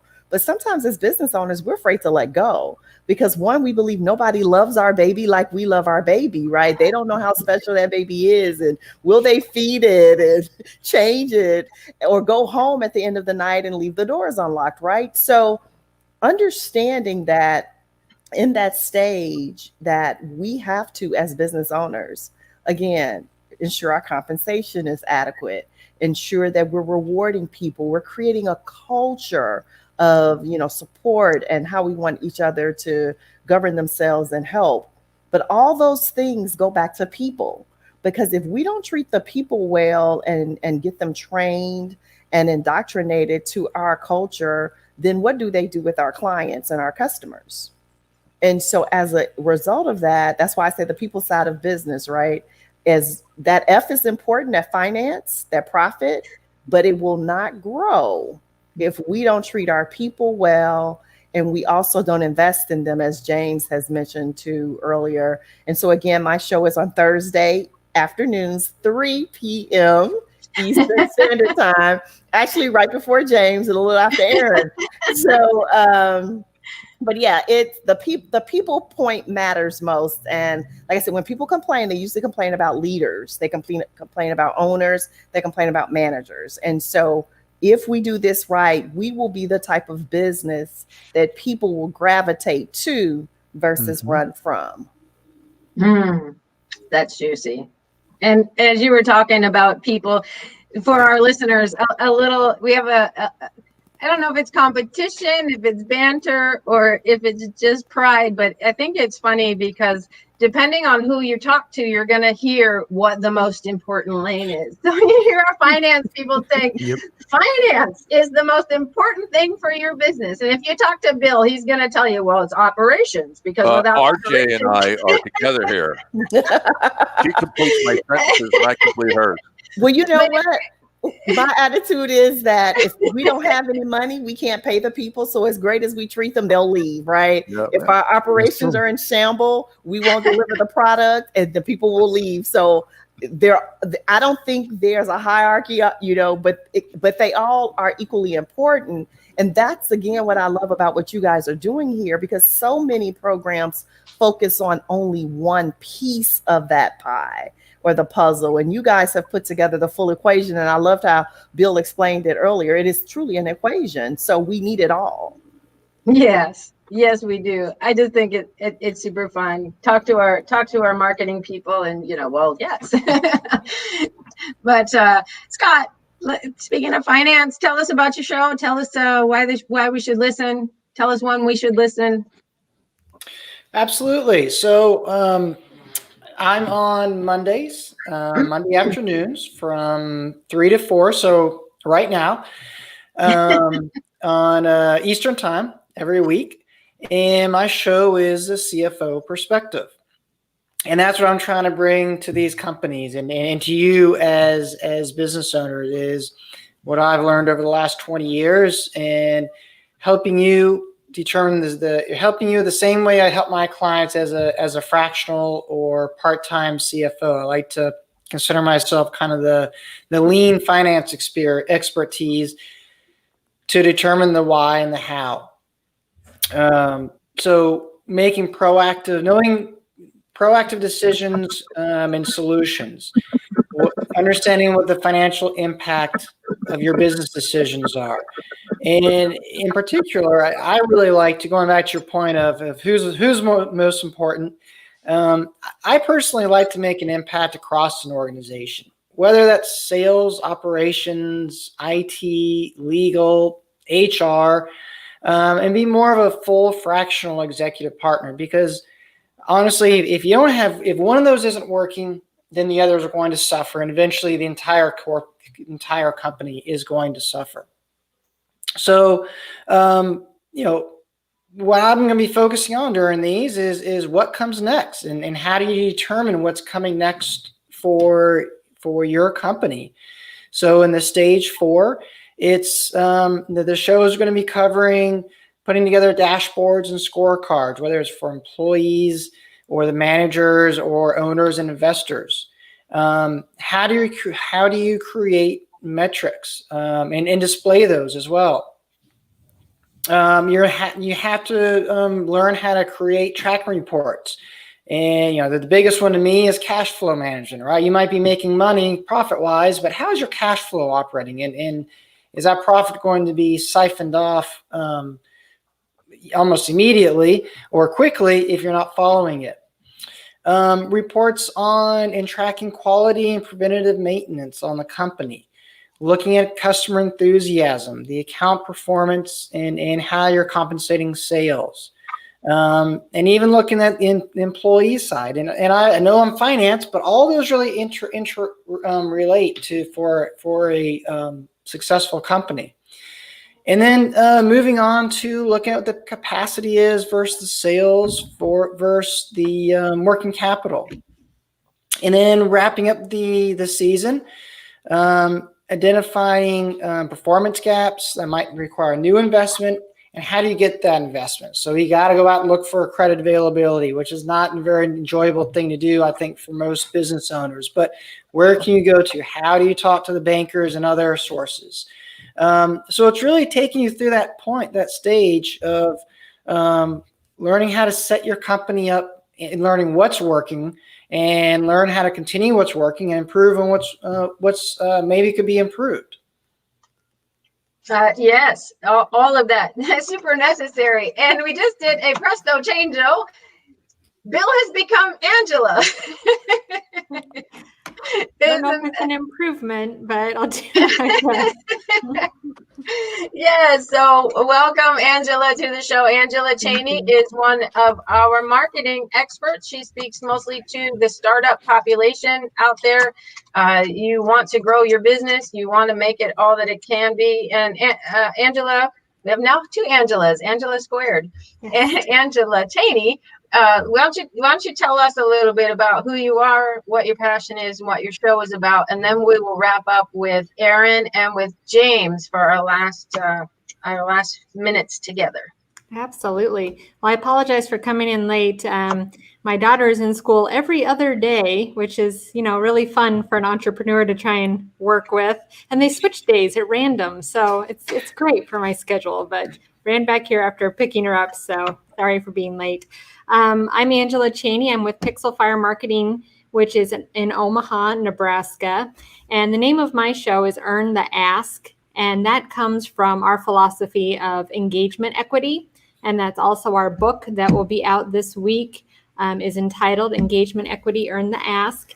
And what that's all about is kind of changing your mindset and how you think of all the relationships in your life. But as far as this show goes, we talk about the relationships with your customers, your clients, and your prospects.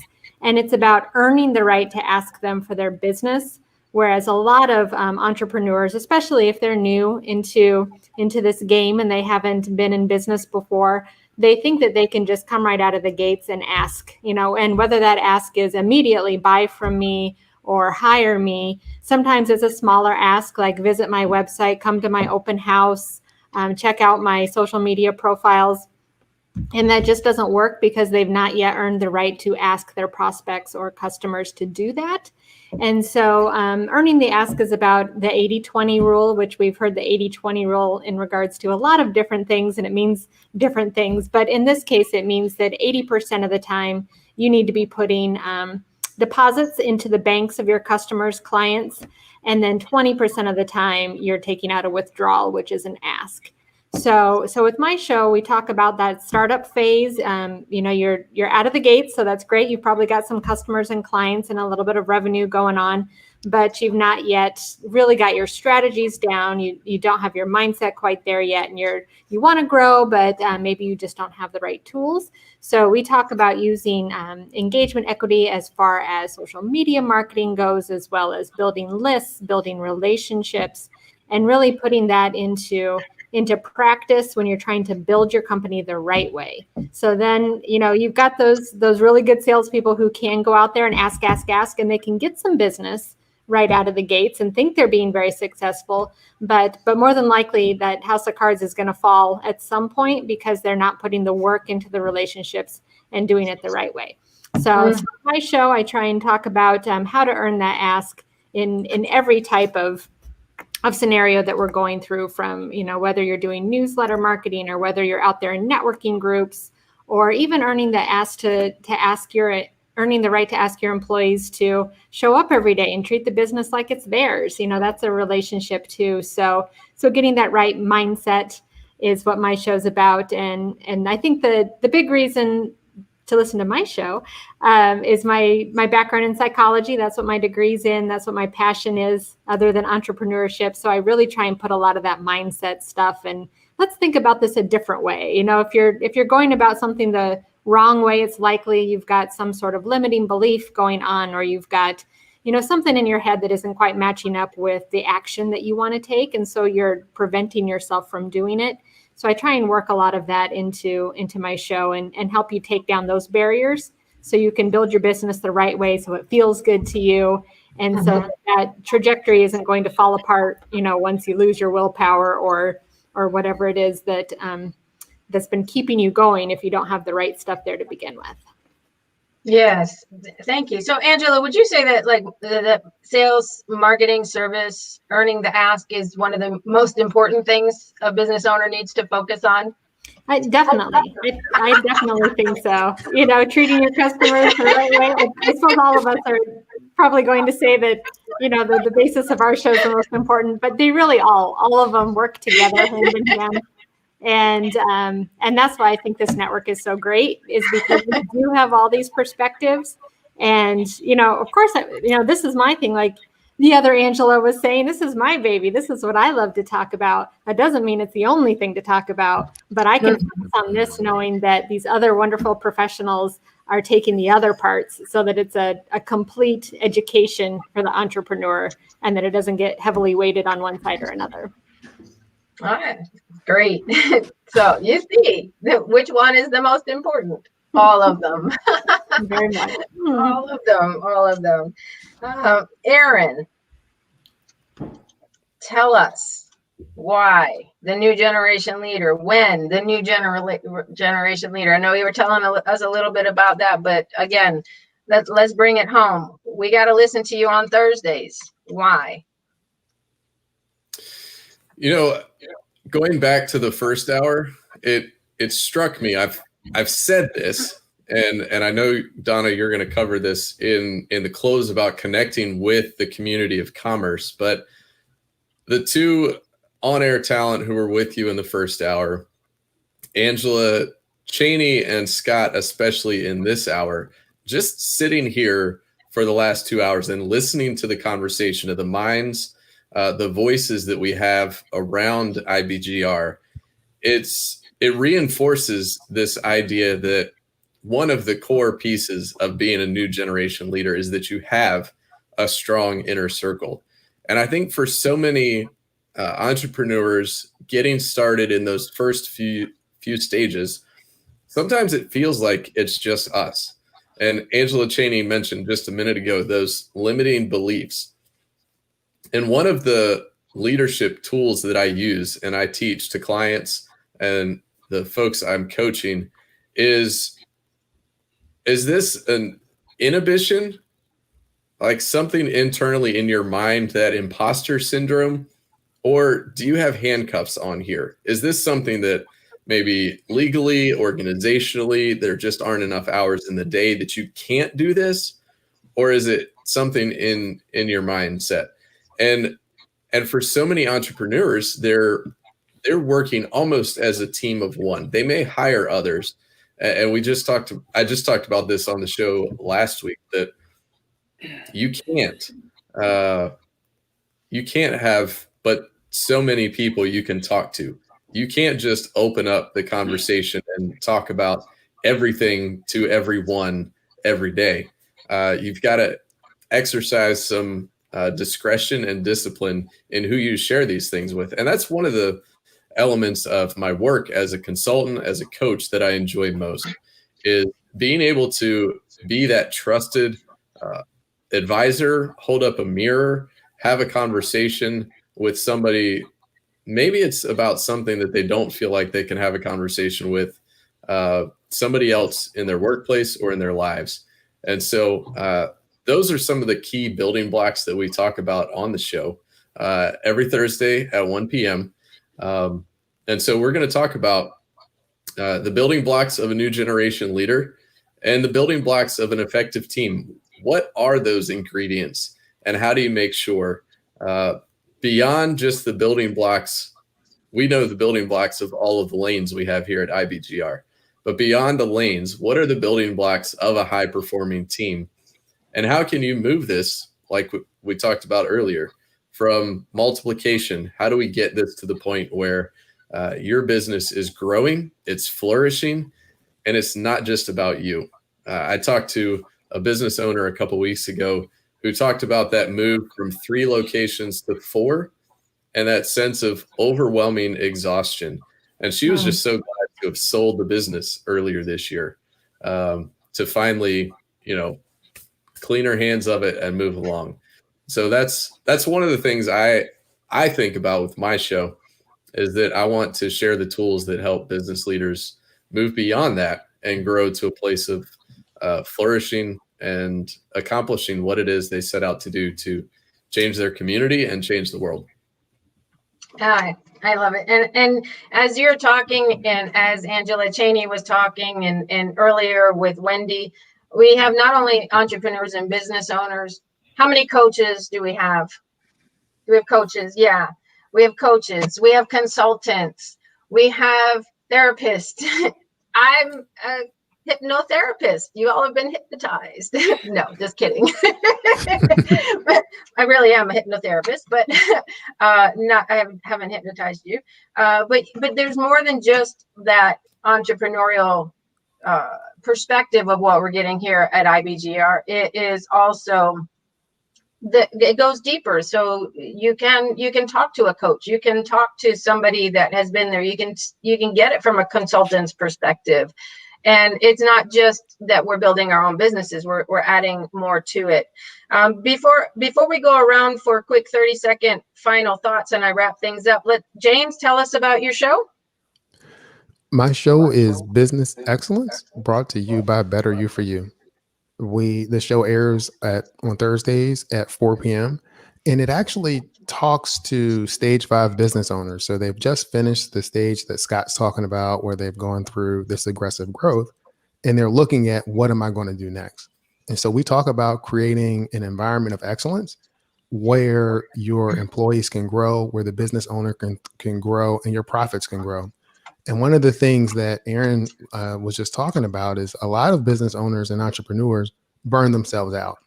And they're so busy taking care of their clients, taking care of their family needs, taking care of all of the other things that they have to take care of, that they forget to take care of themselves.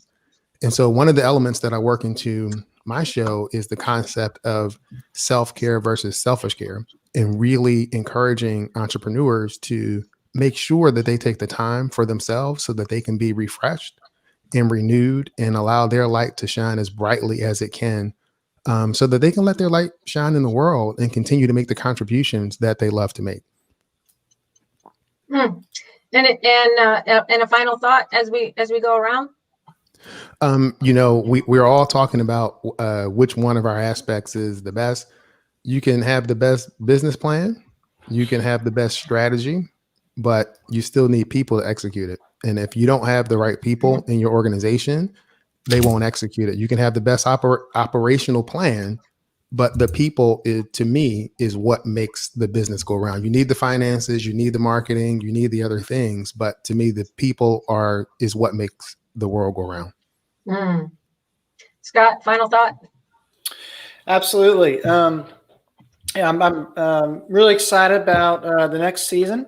It's as I mentioned, I'm a fractional CFO, so I work on a couple hours a month to maybe a couple of days a week, and basically everybody here is now a client. So for an hour every Monday from 3 to 4 Eastern, as I provide the CFO perspective, and as I do with all my clients, I hope to help you figure out and start creating proactive solutions, understanding the financial impact of your decisions, and assisting you across your entire organization. Maybe not just the finance, but as we go through focusing on the financial aspects of your company and how you kind of survive and move forward with within the stage 4 and moving on to the stage 5, which some of our other talent will help you with. But I'm just really excited about helping you think about what comes next. Angela Hooper Mayfield.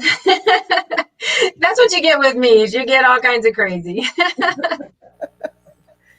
So the reason why you want to listen to my show is because we truly focus on how the people who are in your business, and that also includes you as the leader and owner, have an impact on everything else. The profit, the processes and procedures, the culture, and why people are the most important thing in your business.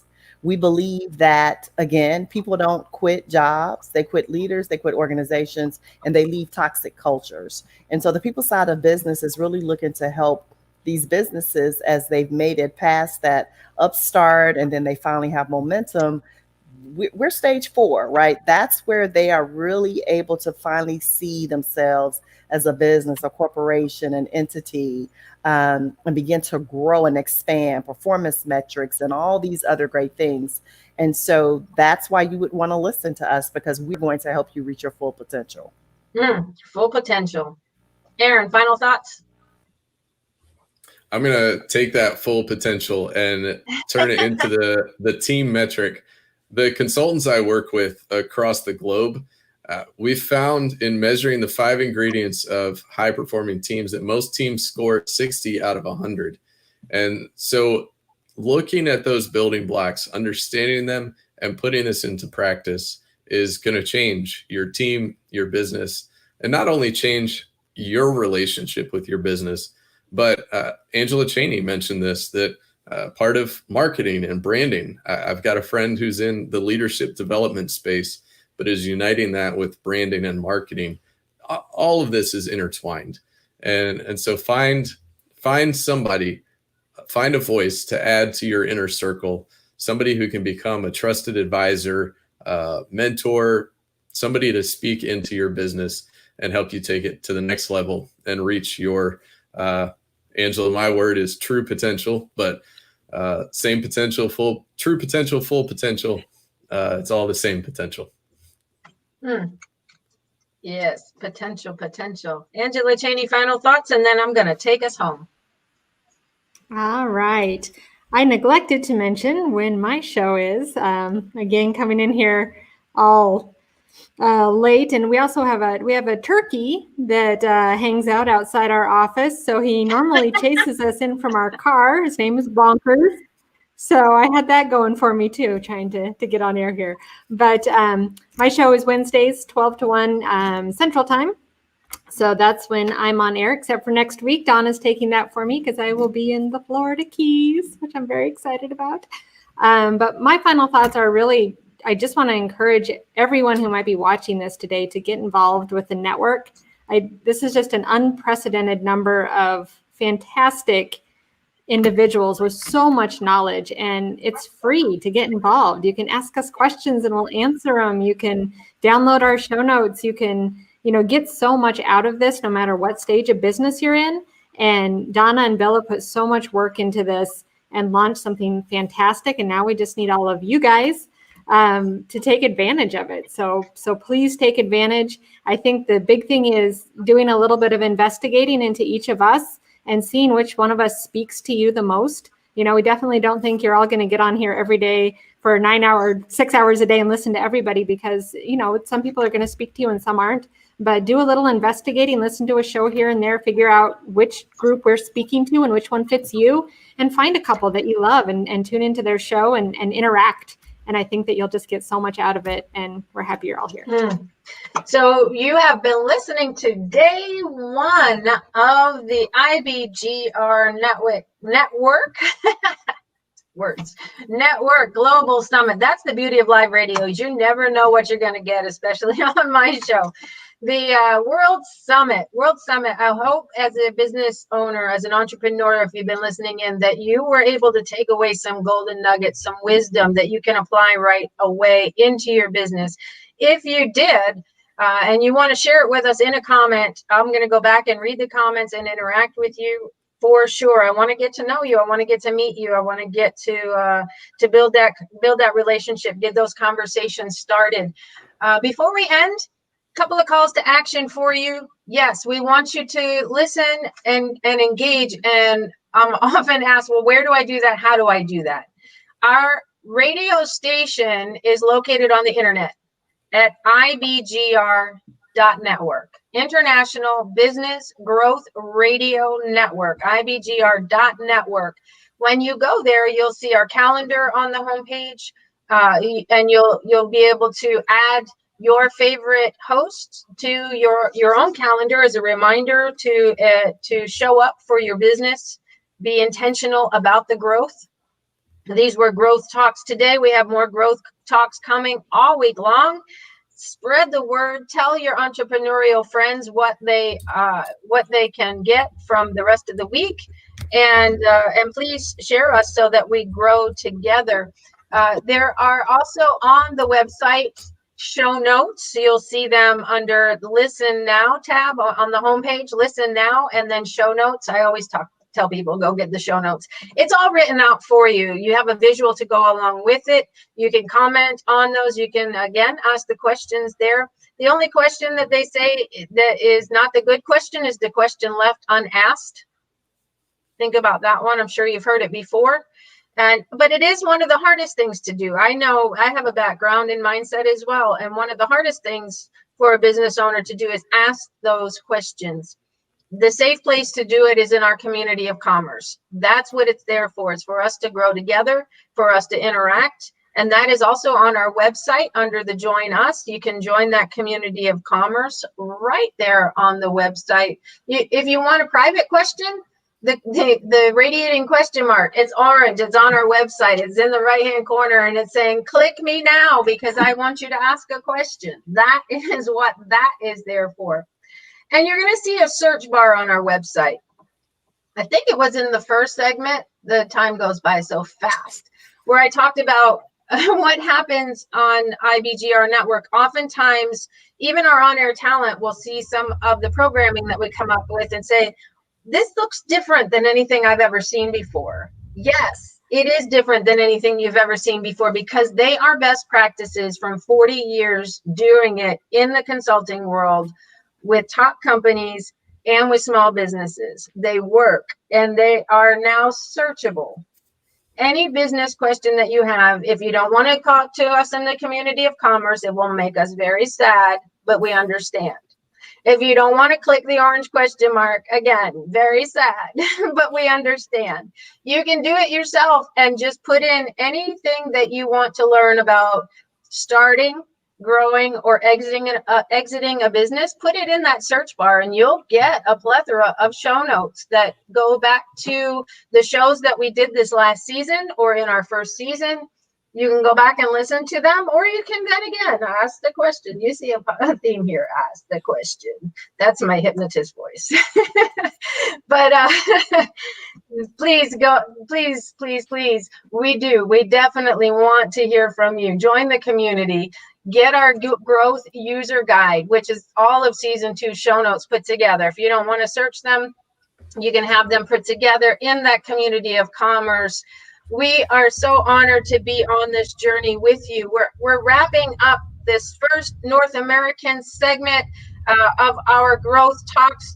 We had a great name for it. I named it. It was help me out here, guys. It was many countries, one language, and the language is business. That's what we were talking about here today.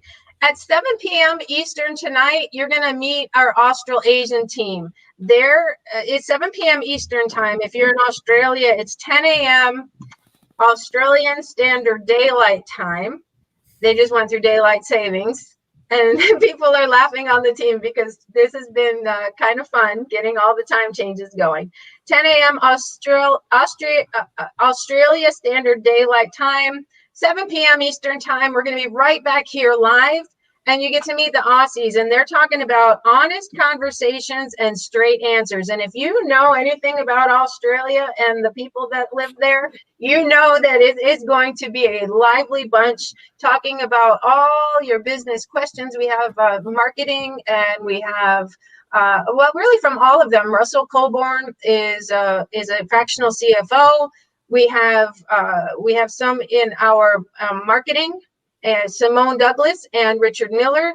We have some in the people track with Ali Nitschke and Sarita Johan and Lisa Asquith, and then Rick Carter in our executive track.